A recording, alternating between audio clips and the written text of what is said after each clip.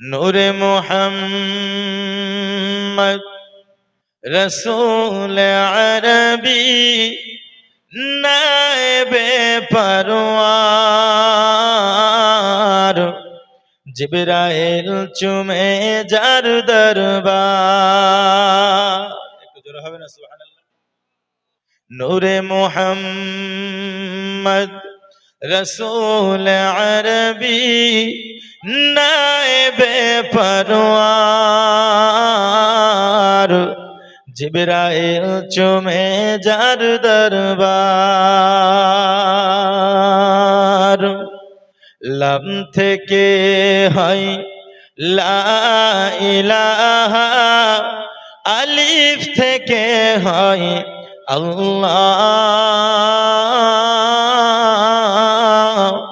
মিম থেকে হয় নামে মুহাম্মদ যিনি রাসূলুল্লাহ।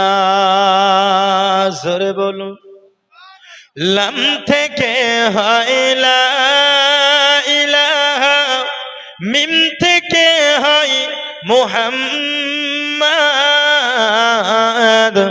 ফে থেকে হয় ফাতেমা খাতুন বেটি রাসূলুল্লাহ।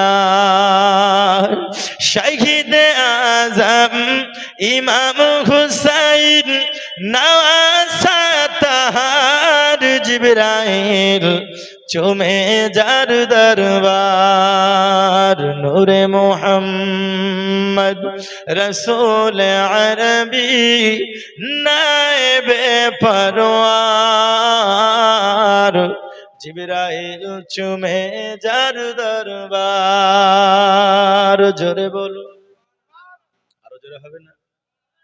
শুধু সামনের গুলো বলবে আর পিছনের গুলো কি ফাঁকি মারবে? সবাই হবে না? একটু জোরে বলুন সুবহানাল্লাহ। যার কদম পড়িলে জমিনে দুনিয়ার হয় মেরাজ, রসুল পাকের জুতা মুবারক আরশে আজিমের তাজ।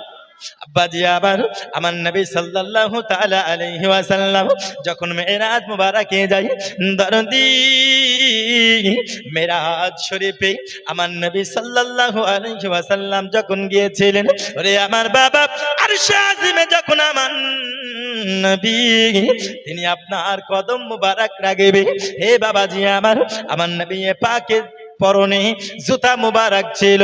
আমার নবী জুতা মুবারক খুলবো মনে করেছি, আমার আল্লাহ বলেন হাবিব আপনি জুতা খুলবেন না, আপনি জুতা খুলবেন না। ওগো আমার নবী আপনি জুতা পরে চলে আসুন আমার আরশে আজিমে। তখন আমার নবী বলেন আল্লাহ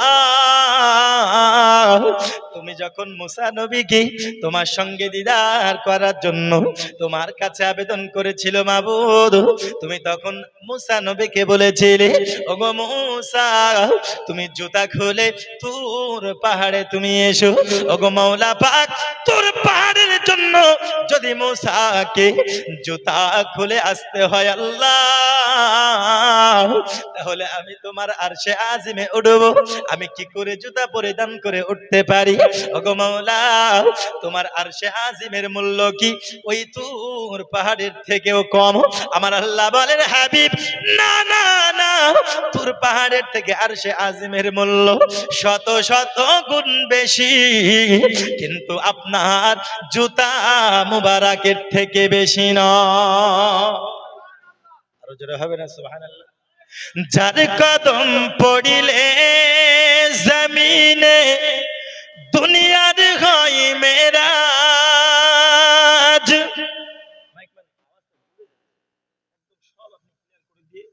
টনটনে আওয়াজটা একটু মানে ই করে এটা বাড়ান, ডিলেটা বাড়ান, শুধু টনটনে আওয়াজটা যেন ইকোর মতো হয়, আওয়াজটা জড়িয়ে যাচ্ছে। যার কদম পড়িলে জমিনে দুনিয়ার হয় মেরাজ, রসুল পাকের জুতা মুবারক আরশে আজিমের তাজ। ওগো সেই নবীর রওজা দেখিলে হবে জান্নাতের হকদার জিবরাইল চুমে যার দরবার নূরে মুহাম্মদ রসূল আরবি নায়েবে পরওয়ার জিবরাইল চুমে যার দরবার আল্লাহুম্মা সাল্লি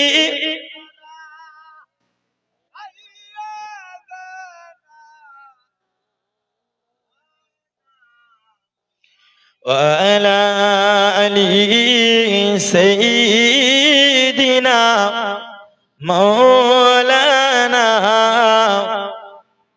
সাল্লাল্লাহু তাআলা আলাইহি ওয়াসাল্লাম। আলহামদুলিল্লাহ, যাবতীয় প্রশংসা সেই মহান রব্বুল আলামিনের জন্য, যিনি এক অদ্বিতীয় ওয়াহদাহু লা শারীক। তিনার লাখো কোটি শুকরিয়া, তিনি আমাদেরকে কোনো জায়গায় না রেখে না বসিয়ে পবিত্র এই জালসার মাহফিলে উপস্থিত হওয়ার, প্রেজেন্ট হওয়ার তৌফিক দান করেছেন। তাই তিনার শুকরিয়া আদায় করে সকলে বলি আলহামদুলিল্লাহ। জোরে হবে না আলহামদুলিল্লাহ? আলহামদুলিল্লাহ বললে আমাদের উপকার না ক্ষতি? জোরে বলুন। আলহামদুলিল্লাহ বললে আমাদের উপকার। অতঃপর অগণিত দরুদ ও সালাম বর্ষিত অর্পিত নাজিল হোক আকায়ে ইনামদার তাজদারে মাদিনা আহমদে মুস্তাফা মুহাম্মদ মুস্তাফা সাল্লাল্লাহু তাআলা আলাইহি ওয়াসাল্লামের উপরে লাখো কোটি দরুদ ও সালাম বর্ষিত অর্পিত ও নাজিল হোক। সকল একবার উচ্চ স্বরে ভক্তি ভরে মুহাব্বতে বলি আল্লাহুম্মা আমিন।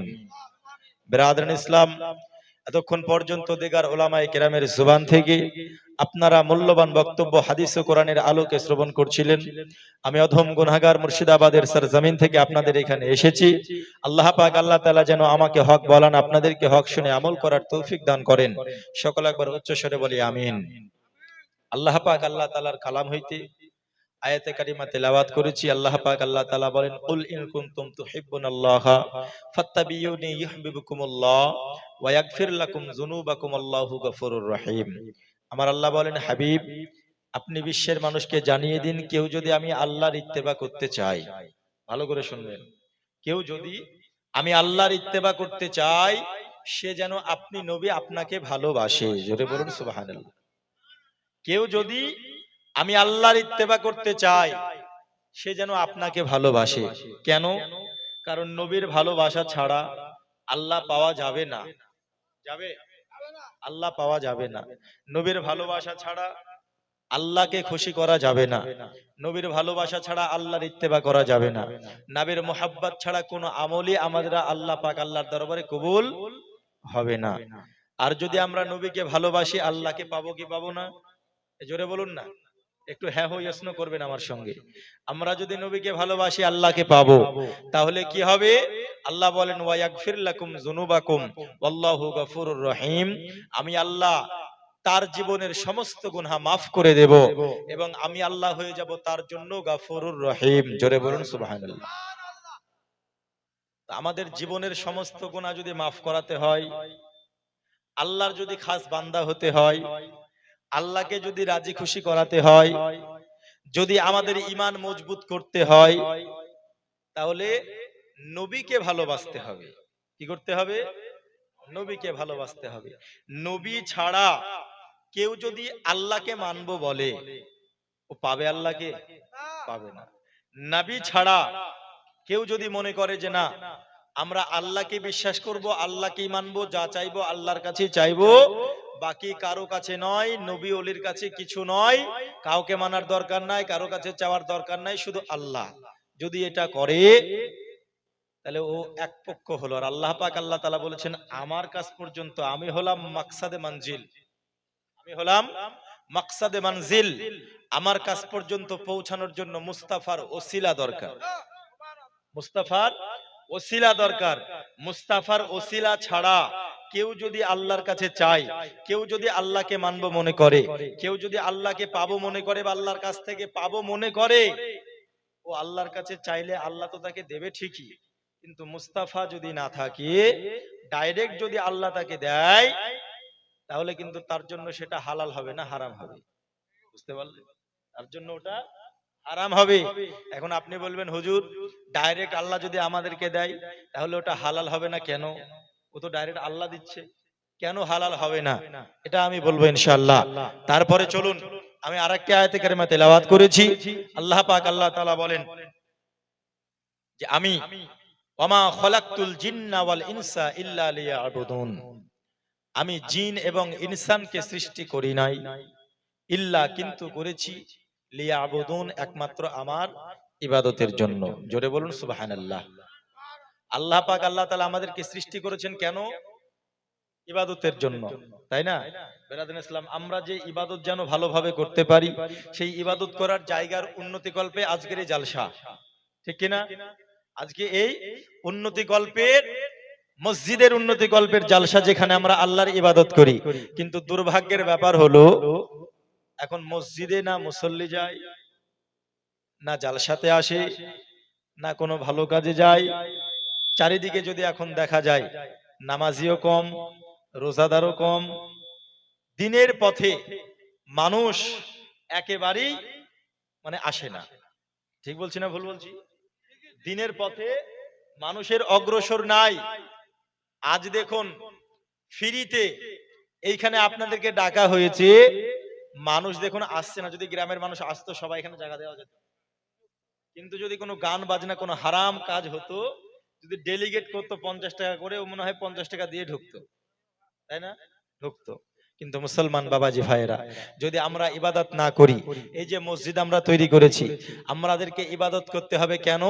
কারণ ইবাদতের জন্যই তো আল্লাহ আমাদেরকে সৃষ্টি করেছেন, তাই না? আব্বাজি আমার ভালো করে বুঝুন বাবা, ইবাদতের জন্য আল্লাহ সৃষ্টি করেছেন। কিন্তু দুর্ভাগ্যের ব্যাপার হলো আমরা ইবাদতের দিকে অগ্রসর হতে পারি না। পৃথিবী জমিনে আল্লাহ পাক আল্লাহ তাআলা ধরার বুকে আমাদেরকে পাঠিয়েছেন, কিন্তু আমরা দুনিয়ার জমিনে আখিরাতের জন্য বাজার করতে পারি না। আর দুনিয়া ও মাজরাতুল আখিরাহ, দুনিয়া হলো আখিরাতের বাজার। দুনিয়া থেকে আখিরাতের বাজার করে যেতে হবে বাবা, নচেত হাসর মিজান ফুলসিরাত আমরা ধরা পড়ে যাব। বন্ধুরে আবার আমি আপনাদেরকে বলতে চাই বাবা, যদি আমরা আখিরাতের জন্য কিছু পুঁজি না নিয়ে যাই, পৃথিবীর জমিনে আমাদের মতো বোকা আর কেউ থাকবে না।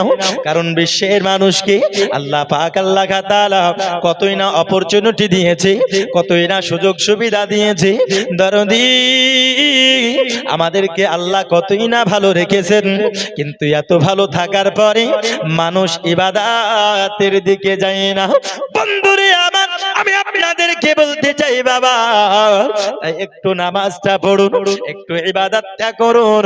কারণ আল্লাহ পাক আল্লাহ তাআলা ওই ইবাদতের জন্য আমাদেরকে ধরার বুকে পাঠিয়েছেন। কিন্তু বর্তমান সময়ে যদি দেখা যায়, ওরে না সন্তানেরা, না বাবারা নামাজ পড়ে, না মায়েরা নামাজ পড়ে, না সন্তানদেরকে নামাজ পড়ার তাগিদ দেয়। না বাবা নামাজ পড়ে, না মা নামাজ পড়ে। বাবা গেল চায়ের দোকানে বসে বসে ক্যারাম খেলে, মাগরিবের আজান হয়েছে, আজানে শোনার পরেও মসজিদে যাই না। মা জননী মোবাইল দেখতেছেন, সিরিয়াল, আজান হয়ে গেল, কিন্তু দীর্ঘ রাত পর্যন্ত মোবাইল দেখি। সন্তানকে ইবাদত শেখায় না, সন্তানকে কোরআন শেখায় না। হে দরদি, মা বাবা যদি নামাজ রোজা না করে, সন্তানরা কি শিখবে? শিখবে না, সন্তান শিখবে না। ওগো বৃক্ষ তুমি কেমন, ফলে তোমার পরিচয়। তুমি যেমন হবা তোমার সন্তানগুলো তেমন হবে। তুমি নামাজ পড়া শেখাও না, তুমি ছোটবেলা থেকে মোবাইল দেখানো শেখাও। বর্তমান সময় এমন এক পরিস্থিতি হয়ে গেছে বাবা, ছোট ছোট বাচ্চারা মাকে বলে, মা জননী মোবাইল দেখাও, নইলে ভাত খাবো না। মোবাইল দেখাও, না হলে ভাত খাবো না। এবার মা জননীর মন বুঝতেই পাচ্ছেন কত নরম, তাই না গো? হ্যাঁ, মা জননীর মন বিশালই নরম। এবার কি করবে? ছেলেকে তো খাওয়াতে হবে, তো নে বেটা খা আর মোবাইলটা দেখ। বাচ্চার বয়স 2 থেকে 2.5 বছর, ও শেখাতে শুরু করে দিল। এই যে শেখাতে শেখাতে যখন বড় হচ্ছে, 10 বছর বয়স হচ্ছে, বলছে মা মোবাইল দাও। বুঝতে পারলেন? এবার মা বলছে, রে তুই তো কেবল 5-6 পড়ছিস, তুই মোবাইল কি করবি? মোবাইল নিতে হবে না। যাহা মায়ের ধমক দিয়েছে, বাবাই ধমক দিয়েছে, অমনি বলছে মোবাইল না দিলে বিষ খাবো। বুঝলেন না? মোবাইল না কিনে দিলে বিষ খাবো, গলায় দড়ি দিব, কেরালায় চলে যাব। আর এখনকার ছেলে পেলে কেমন সাহস বুঝতে পারছেন? হুম, এখনকার ছেলে পেলের কঠিন সাহস। তো মা জননী কি করবে? ও গোষ্ঠীর লোন তুলে মোবাইল কিনে দিছে, বুঝলেন তো? ও গোষ্ঠীর লোন তুলে মোবাইল কিনে দিছে, আর রাস্তার কোনায় কোনায় কোনায় কোনায় মার মার মার মার করে শুধু খেলে খেলে চলে যাচ্ছে। ও পড়াশোনা গেল, নামাজ রোজা গেল, সব গেল, এখন ধ্বংসের পথে এগিয়ে গেল। কিন্তু বাবা আমারও, আমি আপনাদেরকে বলতে চাই বাবা, একটু সন্তানগুলোকে ভালোভাবে মানুষ করুন, আপনারা একটু ইবাদত করুন, আপনারা একটু নামাজের দিকে অগ্রসর হন। এই মসজিদ কত টাকা দিয়ে বানাচ্ছেন দরদি, এই মসজিদের দিকে একটু চলে আসুন, নচেত আপনার মতো আমার মতো বোকা কেউ থাকবে না। রমেশ চৌধুরী এক গাড়ি বালি দিয়েছেন, আল্লাহ দানকে কবুল করুন।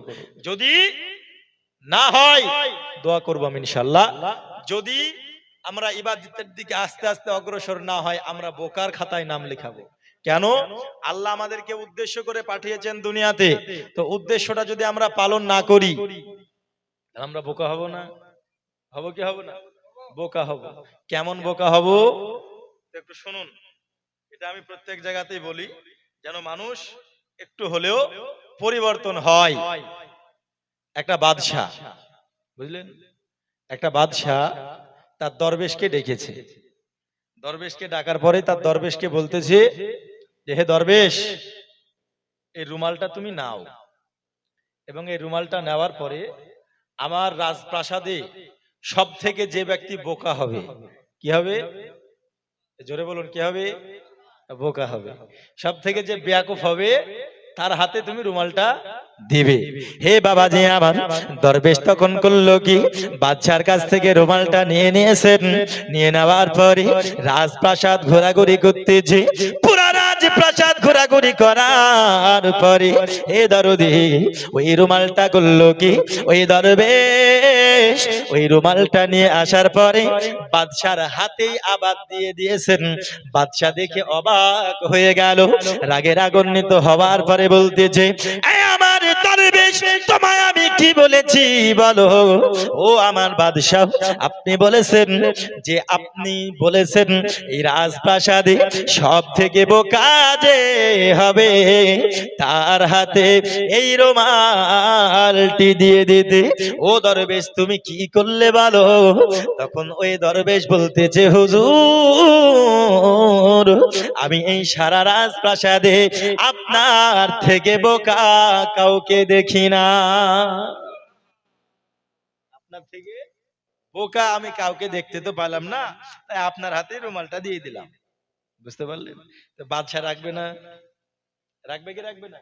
রাগে ফায়ার, এবং বলছে কি, যে তুমি ওয়াজাহাত পেশ করো, কারণ বলো, না হলে তোমার গর্দানটা আমি কেটে দেব।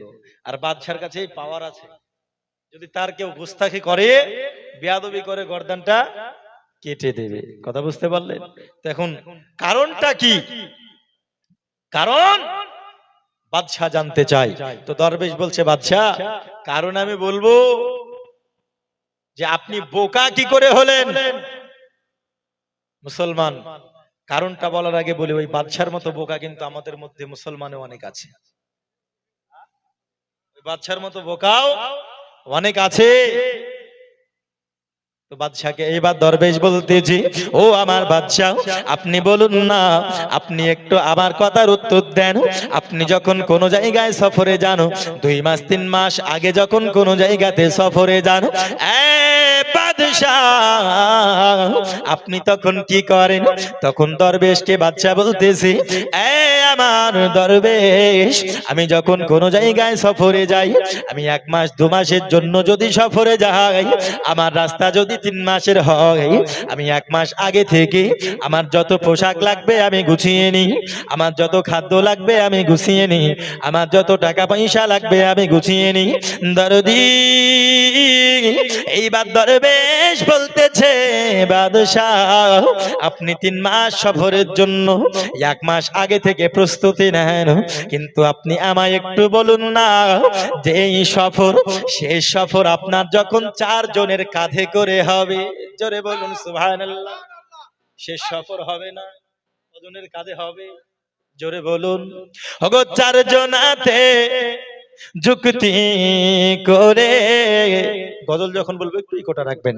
ওগো চারজনাতে যুক্তি করে, ওগো তুলে নেবে কাঁধে করে।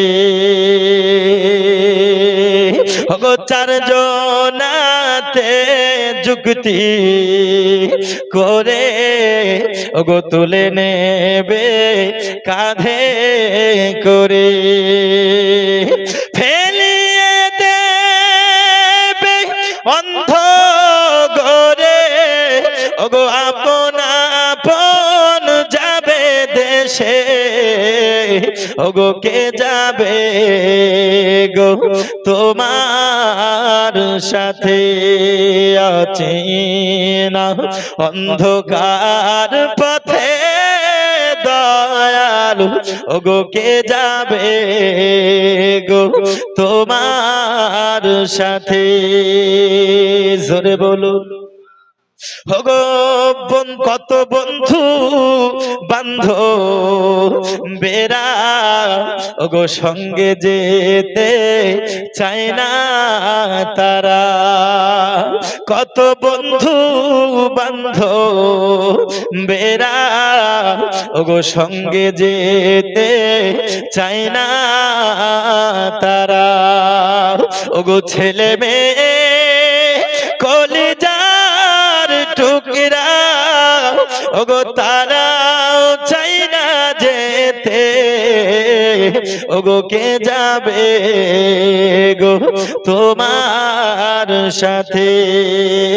আছে না অন্ধকার পথে দয়ালু, ওগো কে যাবে গো তোমার সাথে? হে বাবাজি আমার, দরবেশ তখন বলতেছে, ওগো বাদশাহ, আপনি 1 মাস 2 মাসের জন্য কোন জায়গায় যদি সফরে যান, আপনি 1 মাস আগে থেকে প্রস্তুতি নেন। ওগো আমার বাদশাহ, যেই বাদশাহ 1 মাস আগে থেকে দুনিয়া সফরের প্রস্তুতি নেয়, আর যেই সফর শেষ সফর হবে, যেখানে 1 মাস 2 মাস নয়, যেখানে চিরস্থায়ী থাকতে হবে, ওই সফরের জন্য ওগো বাদশাহ আপনি কি প্রস্তুতি নিয়েছেন? তখন বাদশাহ বলতেছে, আমার দরবেশ, আমি আমার জিন্দেগিটা দেখেছি, আমার বয়স হয়তো 50, হত হবে 60। আমি আমার জিন্দেগিতে না কোনো নামাজ পড়েছি, না কোনো রোজা করেছি, না কোনো হজ যাকাত করেছি, না কোনো দান সাদকা করেছি, না কোনো আপনার বাবা মা সেবা করেছি। হে বাবাজি আমার, বাদশা তখন বলতেছে, আমি শেষ সফরের জন্য কোনো প্রস্তুতি আমার নাই। তখন দরবেশ বলতেছে, যে বাদশা দুনিয়া সফরের জন্য 1 মাস আগে থেকে প্রস্তুতি নাই, ওই বাদশা যেখানে শেষ সফর চিরস্থায়ী হবে, ওই সফরের জন্য যেই বাদশা কোনো প্রস্তুতি নাই না, ওকে আমি বোকা বলবো না তো কি বলবো? ওকে বোকা বলবো না তো কি বলবো?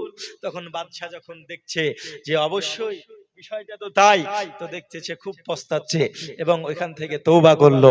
আচ্ছা বলুন তো, এই বাদশার মতো বোকা আমাদের মধ্যে অনেক মুসলমান আছে না নাই? কাউকে বয়স দিয়েছে 50, কারো 60, কারো 70। চোখ বুজে যদি আমাদের পাস্ট আমরা যদি লক্ষ্য করি, পিছন আমাদের আপনার যেটা চলে গিয়েছে আমরা যদি লক্ষ্য করি, কারো জীবন দেখবেন শূন্য, না নামাজ আছে, না রোজা আছে, না ইবাদত আছে, না হজ আছে, না যাকাত আছে, না কোনো ইবাদত আছে। কিন্তু আল্লাহ আমাদেরকে দুনিয়াতে পাঠিয়েছেন ইবাদতের জন্য। কিসের জন্য? জোরে বলুন, কিসের জন্য? ইবাদতের জন্য। আমরা নামাজ পড়ি, রোজা করি, হজ করি, যাকাত দিই, তাই না? এগুলো হচ্ছে ইবাদত। আর এই ইবাদত আল্লাহ পাক আল্লাহ তাআলার কাছে আমরা যখন করি, কিন্তু এই ইবাদত আমরা যারা করি, কেন করি? নেকি হবে, তাই না? কেন করি একটু জোরে বলুন না। নেকি হবে। তো নেকি নিয়ে কি হবে? জান্নাত যাবে, তাই না? নেকি নিয়ে জান্নাতে যাবে। আচ্ছা, নেকি যদি আমরা ওজন করে কেউ জান্নাতে যাব বলি, আমাদের নেকির পাল্লা ভারী হবে? আ? আমরা যদি নেকি নিয়ে আমরা জান্নাতে যাব মনে করি, তাহলে পারবো না। সবাই কিন্তু আমরা বাধা পড়ে যাব। কেন? কারণ আমাদের নেকির থেকে গুনার পাল্লা অনেক বেশি, ঠিক না? গুনার পাল্লা অনেক বেশি। একবার মহাব্বতে দরুদ আল্লাহুম্মা সাল্লি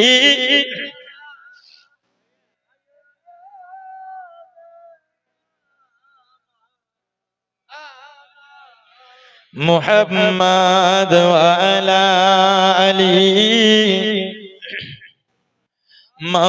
মাওলানা মুহাম্মাদ ওয়া আলা আলি সাইয়্যিদিনা মাওলানা মুহাম্মাদ